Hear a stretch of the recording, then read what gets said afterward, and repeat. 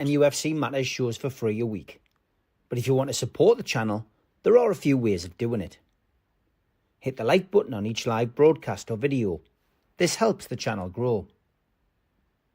Hit the subscribe button and select the all notifications options. Hit the thanks button to buy a super sticker. You can do this on the live chat too. You can also join our Patreon page or buy us a coffee at the link in all of our video descriptions below. We are also looking for sponsors. If you want our latest advertising rates and how you can get involved, then email John at nufcmatters1892@gmail.com. Thanks for watching.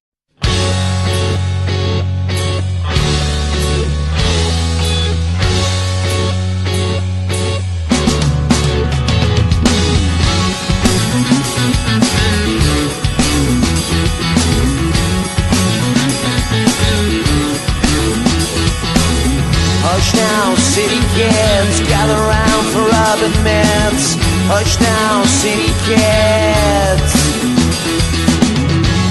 When it came to me after so long, I didn't have no choices in the streets where I was from.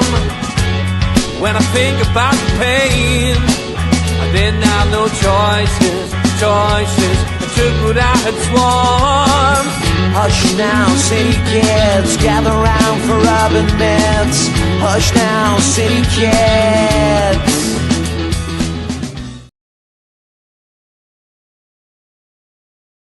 Good evening, welcome along to NUFC Matters. It is the fans forum, and from our perspective it is the start of a new season now, because first day back in training for the lads, focusing of course on the friendlies to come, and then the fixture list, which we've all had plenty of time to absorb. But as always, a packed fans forum, ready to share their views on the news that is breaking, I guess, from Newcastle United today. And as NUFC.com nicely put it, Wilson 49 and out. A little statement from Callum Wilson today, who was officially departed the club. He said, "It's to all Magpies, it is time to say goodbye after an unbelievable few years in the Toon. Thank you for everything. We stood strong together through the highs and some lows to help the club experience new heights. I am so proud to have worn the iconic number 9 shirt and to have added a little bit more history to it.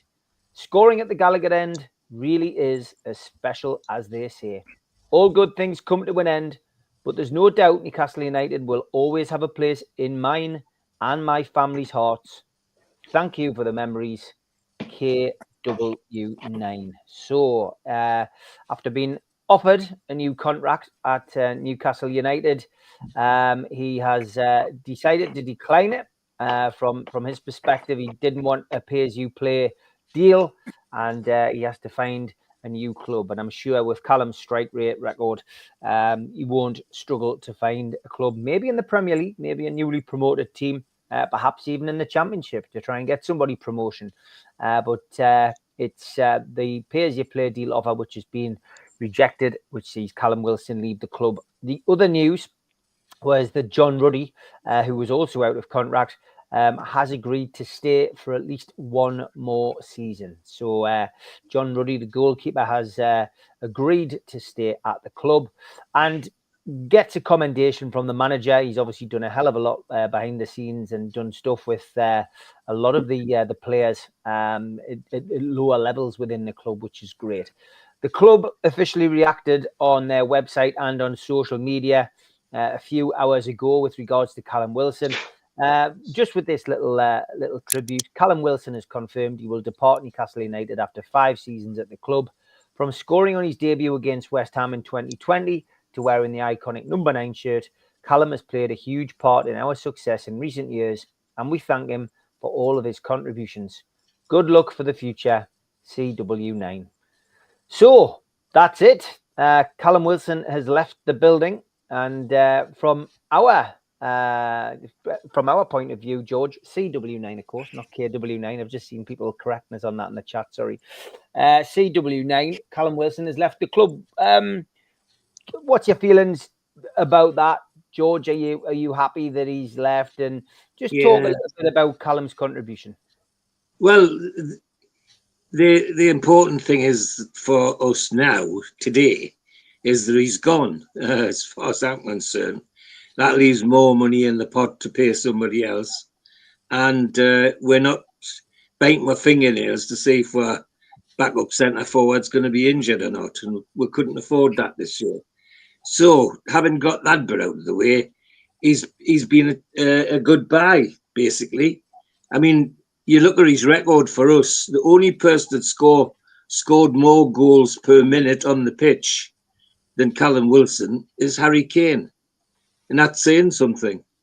The only trouble is we couldn't get him on the pitch often enough, otherwise he would have been a number 9 hero. As he's explained, he's some of the torrid time he's had with these injuries. I'm also intrigued that he quite often paid for his own treatment to go and see specialists in other countries and this sort of thing to see if he could get help. That says a lot about him and about what he thought about Newcastle United.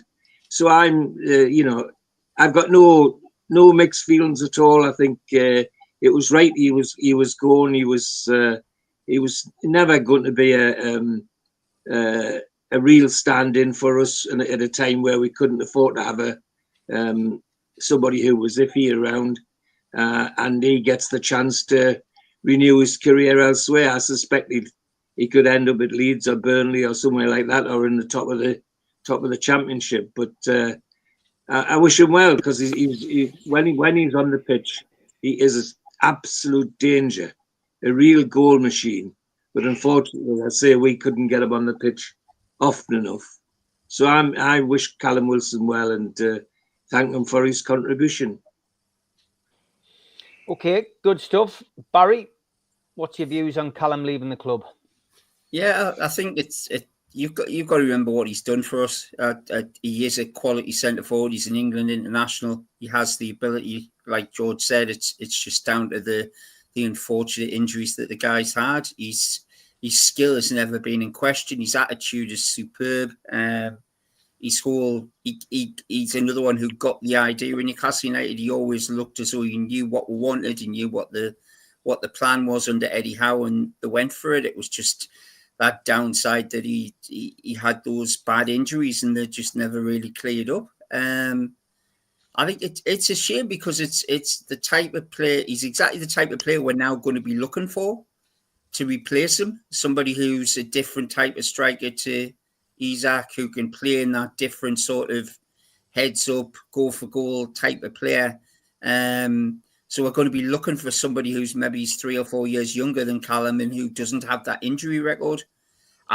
Like George has said, I wish him all the best. I hope he goes on and proves that he still has something left to contribute. I mean, the rumours are all around that he's going to Wrexham, which I think would be an interesting one, watching him drop down to the Championship, because I think if they can get him fit and get him on the pitch, he could score an absolute boatload in the Championship, because his ability just would carry them through. But like George has said, thank you for what you've done for the club, Callum. You've been an absolute legend. Your goals per game rate on its own absolutely shines, and it'll be something that the fans will remember. I just think it is time for us to move on, which I think Eddie does sometimes get a lot of grief about, that he doesn't always he hasn't got that ruthless streak in him. And I understand what they're saying, that the contract, they still offered him a contract, which for me was a bit confusing, because I didn't think, even to keep him as pay-as-you-play, I didn't think it was a great idea for him or for the club. But can I just mention, Steve, the John Ruddy one, I do not understand in the slightest. That guy should not be on a player's contract. We've got no intention playing him in goal. If we want to keep him, if Eddie wants to keep him around the club, make him a coach, it's turned us into an absolute joke giving him another year's contract, because it's just, he's never going to play. I mean, am I right that he hasn't played a game for us so far? And I can't imagine him being anywhere other than a third goalkeeper on the bench. I can't understand it in the slightest. I don't know what Eddie's doing there. I think he should have gone as well, or been turned into a coach. Okay, all about opinions, Barry. Darren, Callum Wilson's gone. I think there's an acceptance amongst the fan base that been a great servant, and his time would come to leave the club. What's your views? Anything different? Yeah, he's been a great signing, but he's not absolutely legend. Legend's a bit strong. He's done his good job. He probably stayed a year too long, in my eyes, because he's only number 9 who's never scored a goal last year at all. So it's time to say goodbye. Disappointing that he got offered a year pay-as-you-play contract. I can't agree with Barry John Ruddy. He's got the best paid job going. Doesn't get a game. Goes to training. He kicks the ball in at 3 o'clock on the field. I want his job. You know what I mean? He's got the easiest job going, that bloke. You know what I mean? For 2 years now. So above me anyhow with that. Give him a year's contract when we're trying to sell another goalkeeper. You got the broad guy. You got the other keeper. What's he called? Black and Demos. Gillespie. We've got Gillespie. So why give Ruddy? It's got to be baffled. I don't know. He's getting paid for note. So he must be doing something right in training or friends with benefit. He must be doing something right. That's all I can say with that. But yeah, back to Callum Wilson. He's been a great servant and a good 5 year. Probably stayed 1 year too long. I think he should have went last year. But yeah, I hope we get his getting the Wrexham will possibly Leeds will do him. But he's injury prone. He's 34, and we've just got to find somebody a bit younger now, and that's the most important thing now. Okay, Kevin. Good evening. What's your feelings on Callum Wilson? Well, the lads have covered it. The race has been run for the lad.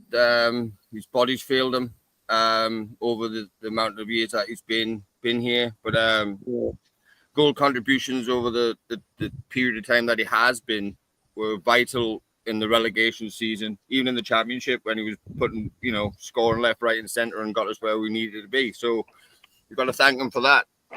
And I watched a little bit of what the club put out, and I believe he was the first one at the first goal against Tottenham when the takeover actually happened, I believe. So he got us off and running there. So his contributions by scoring goals actually being on the pitch were pivotal and vital in certain moments of his career at Newcastle United. So again, it's body's failed him with the injuries that he's had. It's been niggly ones, which they're very difficult to recover from. Hamstrings, even pectoral ones, even though it would take the piss out of that. But at the same time, it's an injury that, you have to recover from. Yes, and I understand with George, with him paying external sources to get him fit. Well, obviously that hasn't come to fruition. And again, it hasn't worked for him over the past couple of years. But again, send him on with the best regards. I'm sure that since 52,000 St James's, it'll give him a nice recession when he does return to the club one day in some capacity, and give him the ultimate respect that he deserves, because again, he's a consummate professional. He shows up to work when he can do, or when in his recovery periods, and he wants to get fit. He's that type of player. He wants to play football, and that's again the sad part of it, because the want is there, but the physicality was just going to let him down at the end of the day. But again, like the lads have said, thank you, Callum, for your service. Wish you well, and we'll move on. Well said. Yeah, I would agree with that. I agree with most of the points the lads have raised. Happy second anniversary, Lee. Thank you very much, guys. Nice of you to come onto the show when it's your anniversary. Very good, mate. Very good. Just read your message. Yeah, Callum Wilson, mate, he's gone. He wore that number 9 shirt well in the early days, definitely. He did, mate. He did, and the lads have covered it as regards kind of attitude, professionalism, application on the pitch, and kind of what he is around the club. From what I watched that documentary that you watched recently, Steve, and high performance. I really like the guy, and obviously he's kind of the stuff going on away from football, then plus into the equation the stuff going on the pitch with his injuries. I think Callum Wilson has dragged us out of some holes over the years, and we've relied on him heavily at times.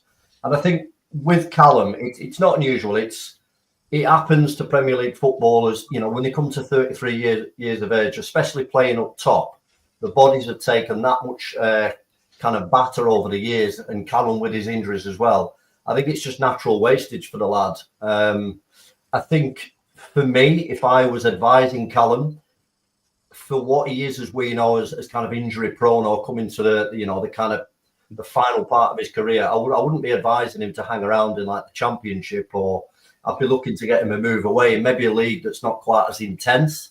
Then he can really enjoy the last 2 or 3 years that he's maybe got. But I'm sure he's got irons in the fire. I think it's fantastic that he's actually made the decision, because for him, like I've said, the struggles that he's had, he probably feels like he's got control of something finally, where he can kind of direct his future. But I wish the lad well, and an absolute diamond of a lad by all accounts. And the bonus is that I think my missus has got a soft spot for Callum Wilson, so I don't have to watch him every week now and compete with him when I'm sat on the settee, because he is a good-looking lad, isn't he? Let's be fair. The John Ruddy thing, absolutely bonkers. I mean, we kind of joke every week on this panel about the amount of goalkeepers we've got. We've just extended John Ruddy, he must be the best tea and coffee maker on time. That's what I was about to say, Pablo. Exactly. I mean, that guy's living his dream. But fair play. If somebody offered me that deal, I'd be all over it. I'd drive there tonight. In fact, I'd do it for free. But the John Ruddy thing it's kind of the fashion of Premier League clubs, isn't it? I mean, you've seen like Man City do it with, who was the guy they had? Scott Carson. He was about 108-year-old, and they still had him on the bench. United have done it over the years. And I think the only way I can look at it is that we've got an English player, homegrown, maybe for European nights, would fall into that registration criteria. So I think maybe a little one eye on that from the club. But I think with Callum going, as much as we kind of think, yes, he needed to go, and and it's been a long time coming, we're now lighter and lighter up front, and that's where we need to be heavier and heavier. So I suppose it does give us that little bit of apprehension, or certainly me, and I'd like to see someone come in a little bit more robust, as an opposition to Isaac, somebody a little bit, certainly not Dominic Calvert-Lewin, but I'm sure we'll get onto that at some point. But I'll leave it there, lads. Okay, good stuff. Martin, thoughts on Wilson's departure? Yeah, I think most of the lads in front of me have kind of hit all the main kind of points. I think really his time, from my thinking, was obviously the dark days with Ashley. He played some great games and got us back into the league when we needed it the most, and scored some vital goals. So I think for that, I think he deserves to get the send off and the words that he got. But I think, like Kev said, time is done. I think for him as a striker, I think like any point, the league's changed. If the way defenders play has changed, and Wilson, I think, would, even on a pay-as-you-play, I think would struggle to adapt further with more kind of European defenders coming into teams, and the way that teams are set up. I don't think he would get you as many goals anyway.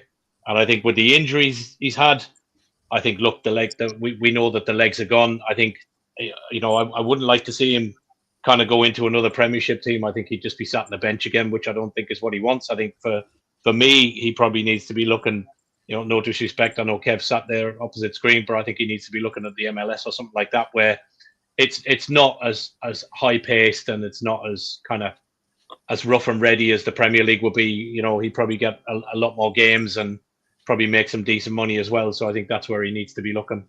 But yeah, look, I wish him all the best. Hopefully wherever he does go, he stays injury free for a while and gets another couple of years out of it somewhere.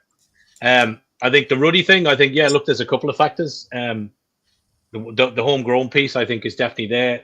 We don't know what's happening with the other goalkeepers if they bring Trafford in as well. Does Dubravka and the Greek dude head off somewhere? Possibly. We don't know what deals are being done in the background, so it's possible. If Trafford's coming in, we thought Dubravka was away last season.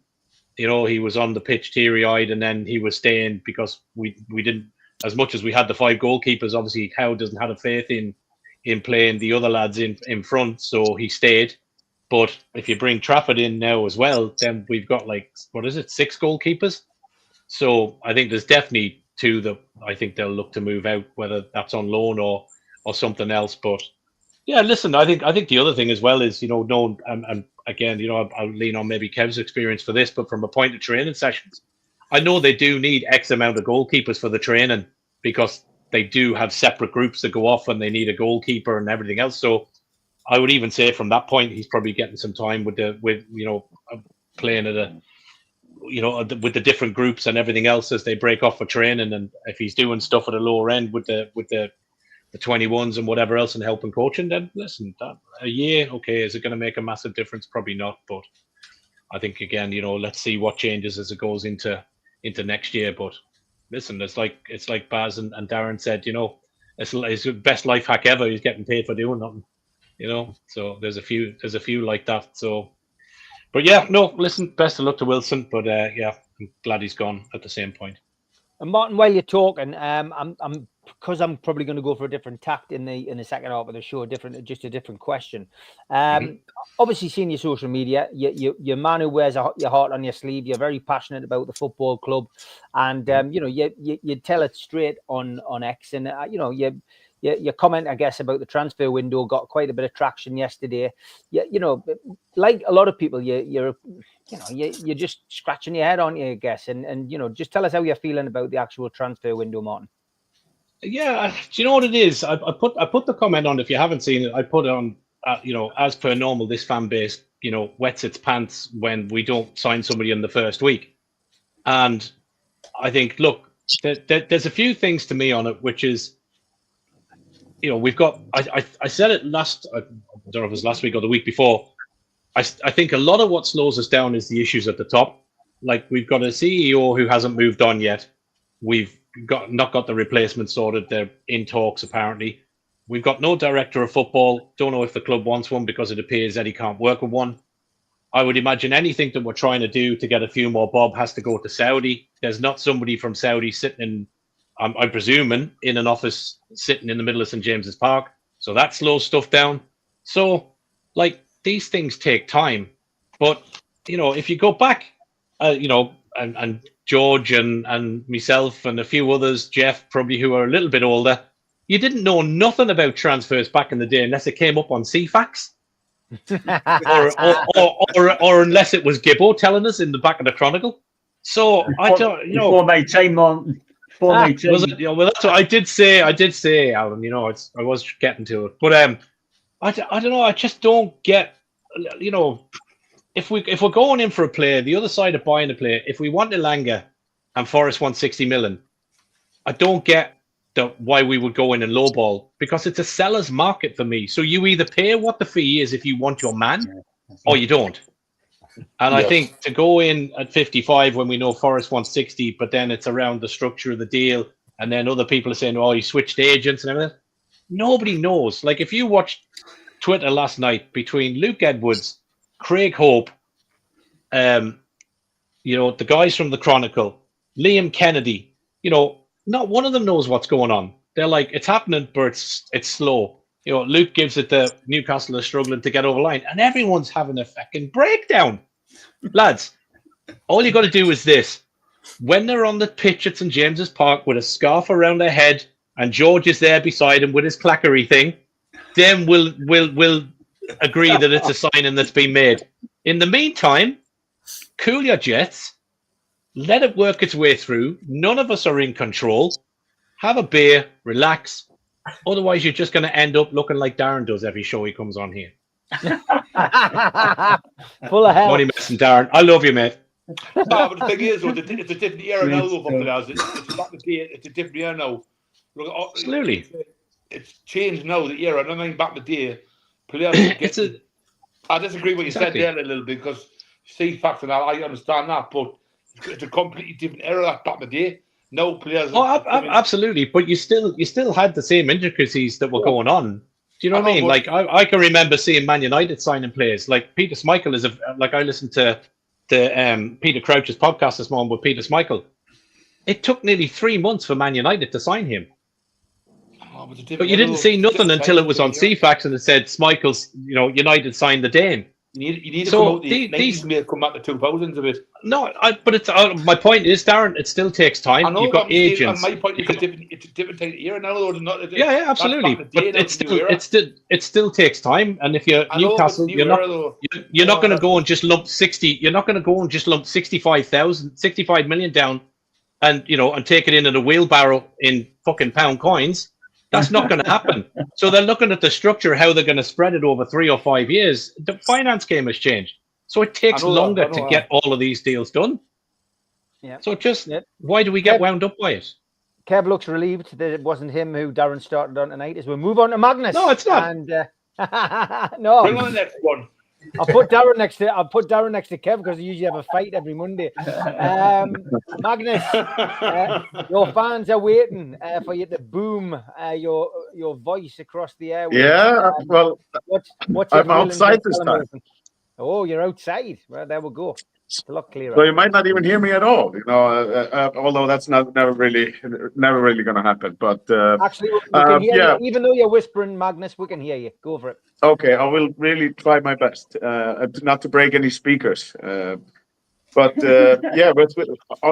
touching up on Callum Wilson's tenure at the club, I was very excited when he was signed by us, and him and Ryan Fraser come from Bournemouth after a struggling COVID season, and I admired him walking into a storm that was going on at the time with Steve Bruce being in charge and Mike Ashley being the owner, and all the fans sort of it was a little bit of a war between the owners and the fans, and this was not easy circumstances to walk into, and not only that, to take on the number 9 shirt takes a lot of bravery, and he carried it with pride, and I have no complaints about his time, except for obviously he had 2 ACL injuries at Bournemouth, and then one with us, and then it was just one too many, it looks like.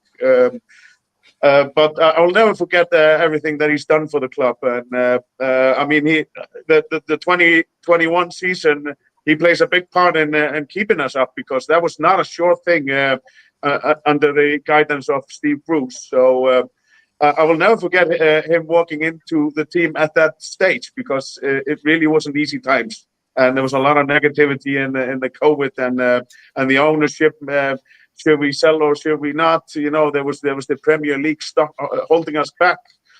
So these were really difficult times to come to the team, and also just the following year he ends up working again with Eddie Howe, and there was a great partnership or sort of fellowship that they were working together again. And he played a big. He done a good job that season, 2022-23, when we do end up qualifying for the Champions League. So he's played a big part in this journey of ours. However, the issues with the injuries, we would be talking about 100 plus goals in those 5 years. If he hadn't had all those problems. So I am very grateful for his services, and I will never forget the overhead kick that goal that he scored against Crystal Palace. All the goals, all the good times. Thank you, Callum. You've done a great job for us, and I wish you all the best wherever you end up going to. I really hope for injury-free and great few last years of your career. With regards to John Ruddy, we have a full basketball team of goalkeepers. There only takes 5 to play a basketball game. I wonder if they do play a bit of basketball, because they're all really tall. Probably not. But we do have then 5 goalkeepers on our books. John Ruddy must be really good behind the scenes. He definitely is a tough guy as well. I haven't forgotten how he was at Norwich. If anything, I think he can help young keepers with sort of toughness and teaching them how to become a tough English goalkeeper, because you really must be strong in this league to be a part of it. So John Ruddy must be a standout guy on a personal level. Otherwise, he wouldn't be there. And this is a team of goalkeepers. I would be really surprised if all the 5 of them got a squad number again. So that's my big question there. Are they all going to have squad numbers, because we don't have enough players, and that would be a matter for another issue. Okay, good stuff. Alan? Oh, well, be honest with you, lads. Sorry, we're missing out Jeff there. Oh, sorry, Steve, yeah. Sorry, my picture went off. Oh. Jeff disappeared, but yes, go on, Jeff. Sorry, mate. I just Thank you, Alan. I lost the picture in my mindset. it, It was Jeff. Alan next. So go for it, Jeff. I like to keep the best to last. That's what it is. Yeah. Well, yeah. You're doing it blind, don't you? Yeah. Well, the point is, it's a job, isn't it? It's a career. These people, it's just like everybody else. There was a strange conversation the other day about loyalty, and I thought, no, this is a job. These people do it for a living, and they have to consider their children, their wives. The wife wants to go and live near her sister, all that sort of stuff that goes on. From Callum's point of view, I think it's a good career move, because I don't think he's going to ever be fit enough for the intensity that we play with. Okay, you've got to be very fit to play in our system, and clearly he fitted in the dressing room. And that's another important point when there's been a little bit of mention of we haven't got so-and-so, which I think is, again, that Stockholm syndrome where we used to sit around waiting the last light to go out in the club office on the end of transfer window and go, oh, nobody's come. I don't expect to read about the stuff that we do in the papers. And the stuff from... agents, it's your agent provocateur. That's your actual French there. And I would remind everyone that all time is relative. So beyond that, I think our Stockholm syndrome, we've just got to forget it and relax. Like everybody says, yeah, people will turn up, and I don't want to read about it in the paper. And we had a little discussion before we came on. Is to, if anybody would like to define what the word eyeing means, because that's the key concept. Newcastle are eyeing so-and-so. And eventually they move on.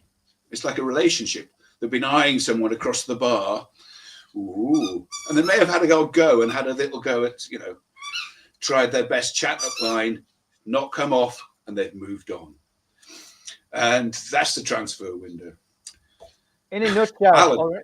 In a nutshell, that's very, very good. And a big shout out to your animal again, Jeff. Animal, cat, dog.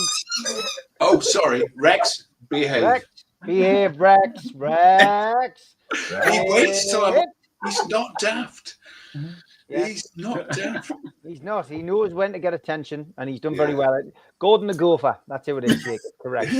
Alan, your tribute to Callum Wilson. I thought was the noise, Steve. I thought was John Ruddy pushing his Zimmer frame, actually.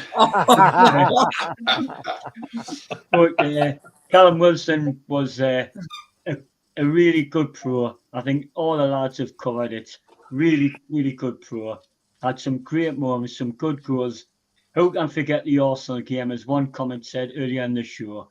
I mean, that game that stopped Arsenal from getting in the Champions League, and the better rivals Tottenham getting, like in the Champions League instead. That was a fantastic night, lads. He scored some wonderful goals, and I think all the lads have covered it well. It was a really good pro, and it was time to move on, because I've said it many times on the show, the age of our squad's really high. Obviously, Eddie Howe wants to keep it higher, keeping John Ruddy at the club for some reason. But, it is what it is. Time moves on. The injuries stopped them. I mean, he would have been a phenomenal record if he hadn't had the injuries, lads. Like George said about the times, the minutes per game and the goals he scored, you'd have been right up there at the very best. And he's still the second or third highest Premier League goal scorer in our history. So I wish him well, Steve. I think he's done a fantastic job for it, but it was time to move on. And as regards everything else, Martin was spot on. I come in here full of hell in my mind. It's a Geordie passion. I want signings, but Martin says so much common sense. See what happens till the end of the transfer window, lads. We cannot shout and ball. We've got to wait until the players come in, and hopefully there will be. But I'll leave it, Steve. Good stuff. Good We'll have a feeling. quick break. We'll be back after this. A big thanks to all our sponsors, Skips and Bins. You can find them at their website, skipsandbins.com. Contact them at www.skipsandbins.com/contact. Say hello to low-cost waste disposal with pay-as-you-go and contract waste management. A big thanks to Mr. Vicky's Sauces, handmade in Cumbria. You can find them at their website, mrvickies.co.uk. Email info@mrvickies.co.uk or telephone 01768 210 102. Thanks to our fanzine sponsor, United Group Travel. There are no strangers on our tours, just friends you haven't met yet. 2-crew driver and courier, local family company, 3-star plus quality hotels and no interchanges. Hot and cold snacks and drinks available on the coach, all excursions included. Their website, unitedgrouptravel.com.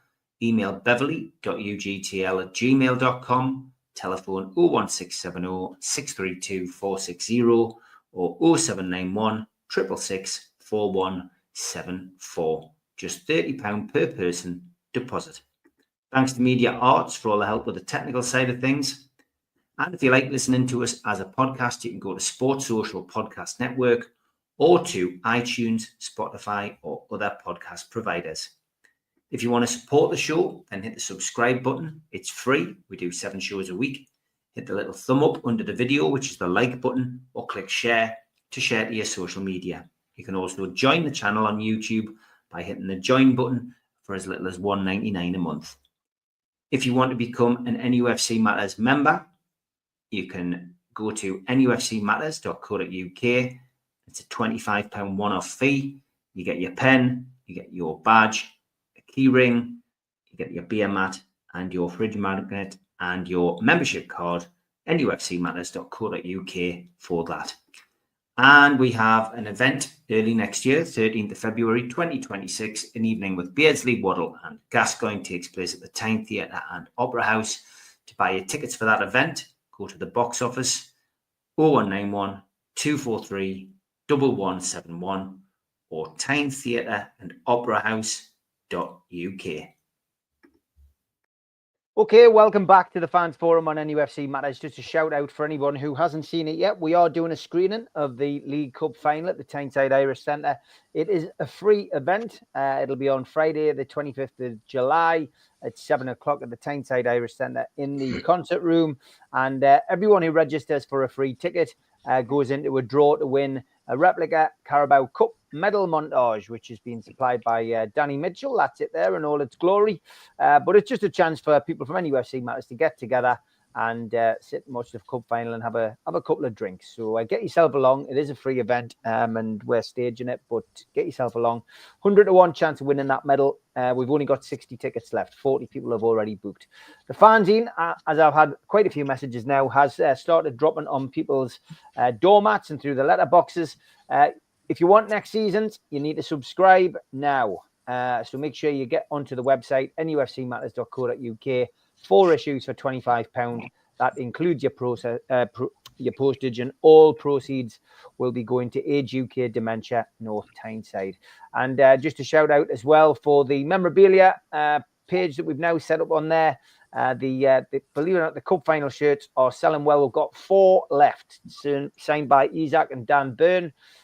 Will look lovely in a frame. Get yourself on nufcmatters.co.uk if you want to buy one of those.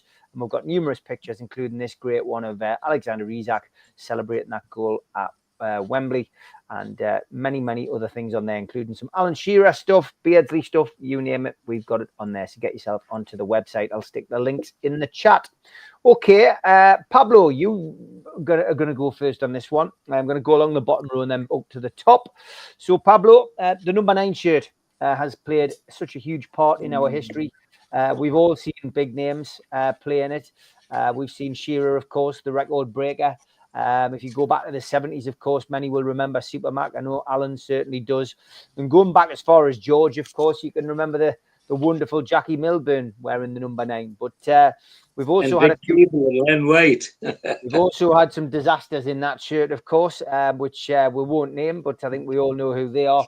And yeah, it's a very important shirt. The question, of course, Pablo, is simple. What do we do with a shirt now that Callum Wilson's gone? if there's someone comes in, of course, many rumours flying around that Dominic Calvert-Lewin could come in and he could be given the number 9 shirt. I've always gone with the adage that someone needs to earn it. It's not a shirt you give lightly, and the burden of wearing that shirt as well is a big thing for anyone.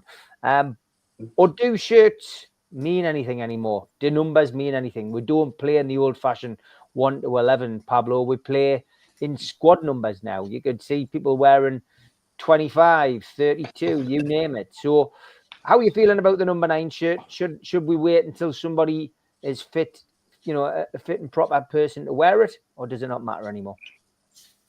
Do you know what, mate? That's a cracking question. I think what I'll say is at certain football clubs, certain shirts still mean something tremendous. And the number 9 at our club certainly does. I think if you go through, I don't want to mention them, but Man United, they always going about the number 7s and all that. I think, listen, at Wrexham, number 9 probably doesn't matter.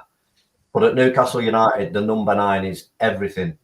And the guy that you just mentioned then, Dominic Calvert-Lewin, I think you've got to earn it. I think it would have to be, first and foremost, I'd offered it to Isaac and say, look, how do you fancy taking on that mantle?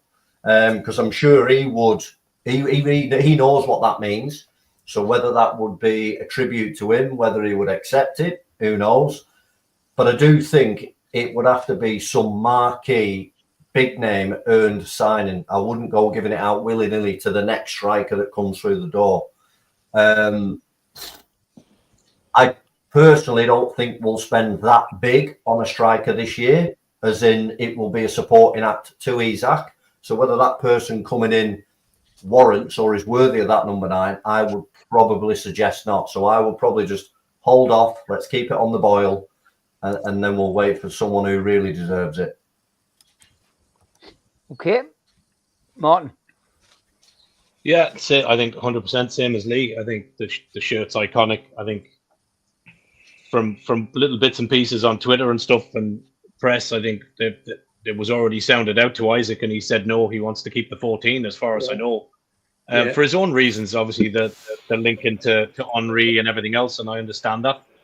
And I think, some players, they kind of do a season and then they get given the big number shirt, and I think sometimes that can play heavy on them. So I think Lee's right. I think we leave it sit, and I think if Isaac is here next season, and or hopefully he is, maybe we can ask again. But if he isn't, and we do have to go out and get another high-profile striker, then maybe that person will be worthy of wearing it. But I think in the meantime, it hangs its place in Spain for now of those who have worn it. But I think it stays for now. Okay, Magnus, the number 9 shirt, is it as important as it used to be? I think it's always important for Newcastle United. I think it's a iconic shirt. I mean, we all remember. I mean, especially my time growing up, Alan Shearer. I mean, I was almost shocked when he was retiring eventually. Well, what's going to happen now? Somebody had to take it on, and I don't remember. Was it Obafemi Martins or? Anyway, it is a big deal to Newcastle United. I mean, I thought it was a good point earlier made that you have to earn it. And Alexander Isak most definitely has earned it, but he would be doing me a bad one because I've ordered the shirt number 14, so it would actually ruin a whole season for me. but that's on a personal level. I think if it is offered to him and he doesn't take it on, then we probably are going to be buying a new player. William Osula is not ready for it, but maybe in time he could earn himself the right to wear it. So I think as of right now, it's the only one that has earned it is Alexander Isak, and it may well not be used this season, and that's a little bit weird for Newcastle United. Okay, Jeff. Well, it is that cultural thing, isn't it? And obviously Isak's earned it. I don't know where the information comes from that he doesn't want it. We're going to see how Osula works out. He was looking good. He looked like he had the sort of the right attitude. But I don't mind not playing it this year. There's lots of other things, right? We need to worry about the badge and all the other stuff they want to mess with. But we need to keep our iconic things because that's what makes us that football package. We'll stop playing in black and white now. We're over that. No, excuse me. We might get pushed towards having some little bit of green somewhere, and there's little things going on like that. But they bought into our culture, and we should be very proud of what we have and what and how we're appreciated. Thank you, Rex. John Ruddy, he's there, I'm sure. I had no idea what to say about John Ruddy, but you do need somebody to kick the ball at, I suppose. That's what a ball boy's for.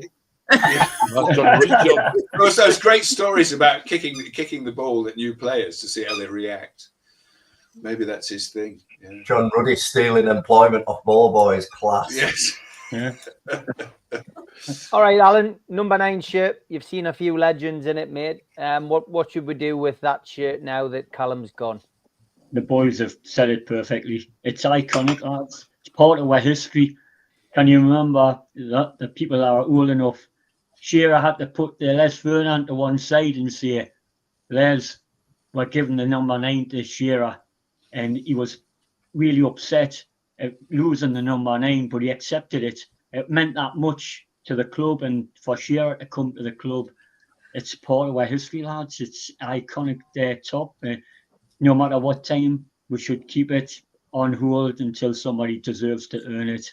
It's part of our history, lads. It's marvellous. So yes, keep it hanging up there until somebody really deserves it. And if he's that, like the lads said, doesn't want it, we'll wait until the next legend comes to the club. Oh, I shouldn't say that. Darren will be on my case, but only won a Euros in the World Cup. Yeah, basically, but it's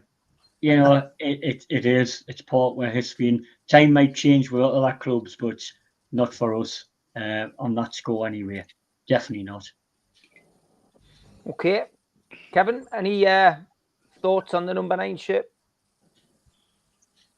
It's after 8 before 10. No, I agree with everybody who went before me. Traditional, iconic, cultural, as George eloquently put it, which it is, but it bears a massive weight for those who wear it.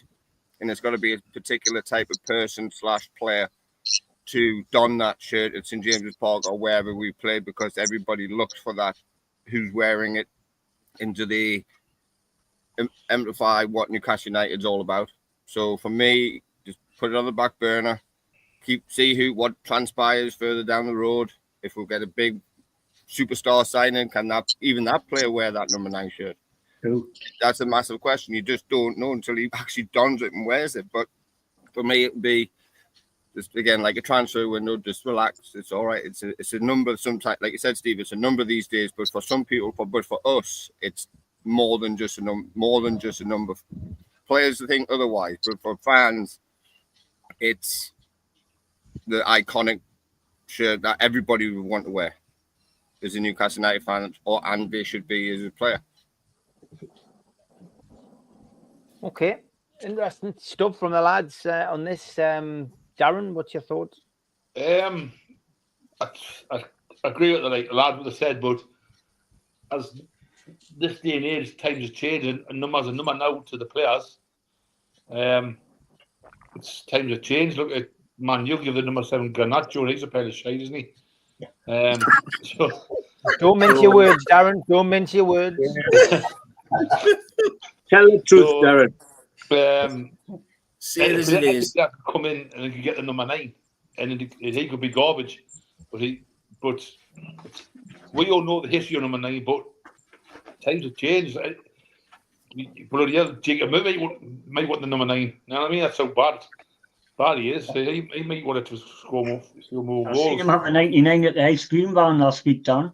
Aye, he might as well get me one number 9 shirt. Isaac's lucky number 14, so that's why he believes he's superstitious, so he's done good number 14. He's on his back and his top. Not that he doesn't want it, but he's a superstitious player, so I'll write that. I'll wear my lucky numbers or things. So, but if I don't get anybody in, it's not disappointing. Like anyone takes it, you wait, but it's got to go to the right person. As a fan, you'd say so, but in this day and age, anyone could have the number 9. A player could come in. Like if Cavallou's saying it's on the 9, he's got to be another crock on the bench wearing the number 9 shirt. So just keep it for somebody who's going to come in special. A legend who probably win the World Cup of Euros. Okay, Barry. It's an interesting topic because obviously the 9 shirt has got that historical value to it, and been books, written about it. Big name players have come and go in that shirt as well. Interesting suggestions in the chat. Maybe he's giving it to Will Asula. People are suggesting, giving it to him if he wanted it. Maybe it would boost his confidence having that particular shirt. A lot of people saying that he could be, have a lot more action this season, and maybe he'll rise to the challenge. But what's your feelings about this number 9 shirt? Other people saying it could be a bargaining tool for players coming in. Give it to Alanga, says Ian. It's right what the guys have said. The 9 for us is like the 7 for Liverpool. For Liverpool, the number 7 is legendary because of the likes of Dalglish and Keegan who've all worn it. For us, the 9 is something special. Yes, some NAF players have worn it in the past, but I don't think we should be jumping onto that. I mean, you go all the way back to Hughie Gallagher, you've got Len White, like the guys have said, Albert Shepherd, Bill Appleyard. There's some absolutely legendary names in amongst there who've made it what it is. I don't think Asula's ready for it. I don't think that's the sort of pressure the kid wants to put on him. I think he's getting better and better all the time. I mean, I'm not saying he wouldn't be sitting in the what? Smog. A smog. Oh, I thought my camera looked a bit dodgy. I think Asula's going to be banging on the door to get more and more first team start this season. But I don't think he needs the added pressure of the 9. It has buckled some players in the past. I mean, I know I've watched the interview with Joe Allen where he talks about wearing the shirt, Steve, and how much it meant to him. I disagree one thing with Allen. I don't think Mr. Ferdinand was very happy about having the 9 taken off him. I think he got told, having watched the interview with John Gibson, I think Ferdinand got told he was giving up the 9 to Shearer. I don't think he actually wanted to do it, and I think it was a bit shit the way they did it, to be honest. Did Ferdinand not say Keane asked him, though? Keegan told him. Keane asked him, though. He did say that. Shearer wanted the 9. If you watch that interview back, Darren, Keegan told him he was taking it off and giving them to Shearer. Because Ferdinand then said, can I have 99? And Keegan apparently went to the board and the board said, no, you can't. Yeah. Which I think is, Ferdinand had done it absolutely incredible in what they rewarded him with, sticking him with a bloody number 10. That's by the by. I think we should wait. There's no reason that what the guys have said, what Darren said about squad numbers are just squad numbers. There's plenty of other numbers out there for people to wear and play in that position. There's no harm putting it to one side. And like the guys have said, wait till someone special comes along. Someone who is going to get, it might be Asula in 3 or 4 years' time when he's as good as Isaac. It might be his shirt to own it. We'll give him something to aim for. But I would hang on a bit for now because to us it is a special shirt to the Newcastle fans. Okay, last but by no means least, George, who will be on tomorrow night for Ask George and doing a special show on Thursday night at 6 o'clock called Ask George and Mitch, because we have had a request from a few people asking that the 2 lads could be on together, father and son. So that's going to be a special on Thursday. But yes, George, thoughts on that number 9 shirt? You've seen a lot more in it than most of us. Well, yes, and yes, it's squad numbers, but whether you like it or not, I'll bet in that dressing room at St. James's Park, when they talk about the number 9, they talk about goals like we do. it's one of those things that hangs around. What I want is Eddie Howe to sign somebody who's got the balls to say, I want that number 9. That's what I want. And if it happens to be that Willa Sula thinks he's big enough, well, I wouldn't stop him. But I don't think he's ready for it. But it needs to be filled, in my view. And I'm just hoping that Eddie Howe will bring somebody in who it fits and who actually wants it. I want a player who wants it. Shearer wanted it. You know, a lot of the big names that were brought in wanted that shirt because of what it means, and it means so much as opposed to being a squad number like all the rest. So there's nobody there at the moment. Isaac's made it quite plain he'll never wear it because he's got the shirt he wants. 14's his lucky number. You know, unless there's a ready-made replacement, it would be sad if we went into a season without a number 9, in my opinion. So, however to do it, I don't know. But I'm hoping above hopes that Eddie Howe's just at this moment signing somebody who wants the number 9 shirt. That would be absolutely great. But it's got to be Phil, lads. We don't have anybody in the club now that he thinks should wear it. Then Eddie will decide that. But it is an iconic shirt for us. It means so much, and I count myself fortunate over the years to see so many number 9s wearing that shirt for Newcastle United. And as lads have said, some of them have been a bit iffy, to put it mildly. But by Jove, we've had some great servants for the club wearing that number 9. And the one thing that all have in common is they wanted to wear it. They wanted to wear the number 9. And I think that's an important bit of it, because the confidence they get out of wearing that shirt is an important one for the team as well. So let's fill the shirt as quick as we can. But if it doesn't happen, it would be quite sad, in my opinion. Pablo's said, Steve, ask a question. Who is the worst number 9 you've seen, George? Ooh, gold. Oh, I don't think there's many worse ones as I can good ones. I mean, Pingle, Cunningham, Rayleigh. Is that enough? That's enough, yeah. Barry, have you got a worst one in mind before we finish? Billy Whitehurst. Billy Whitehurst, okay. Absolutely. I wouldn't say that to him. No, definitely not. Darren, worst number 9 for you? Andreas Anderson. Andreas Anderson, yeah, happy memories. Kevin? I agree with Pablo Givash, but he wore number 8, didn't he? But never Yeah. mind. I was like that, but he is one footballer. I'll go with Pablo. I'll agree with him with Stefan Givash because he was pants. All right, Pablo, is that your choice then? Yeah, he's top of the list by far. Okay, Martin. Yeah, no, I'm with Kevin and Pablo. Yep, Givash for me. Magnus. We're killing him. Well, he was in my. I will have to go with the last two. Givash was in my worst 11 team, and he's definitely up there. If Michael Owen ever wore that shirt, he would definitely beat them all. Jeff? I remember the Scandi lad, Anderson, who was being particularly a rabbit in a headlight. Yeah. He was the worst. And Alan? I would say George Riley for me, lads. George Riley by a mile. Yeah.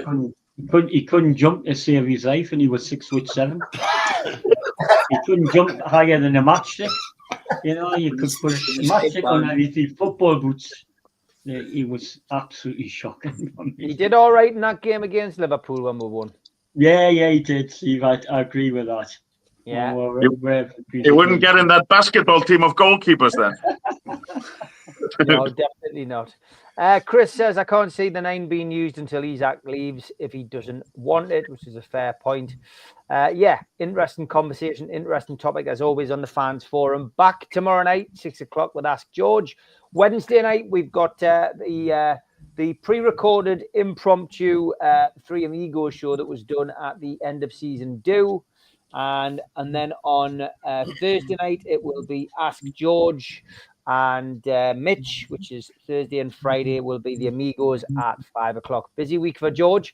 Thanks to George, thanks to Barry, to Darren, to Kevin, to Alan, to Jeff, to Magnus, to Martin, to Pablo, and thanks to everybody at home. If you are watching on YouTube, we've got 750 of you watching on YouTube. If you want to search NUFC Matters, if you're watching on Twitter, though, please jump over from Twitter on YouTube, search NUFC Matters, and hit the subscribe button. A big thank you to the 1,000 of you who tuned in tonight. See you tomorrow night. Take care. Thank you, everybody. Thank you. See you, lads.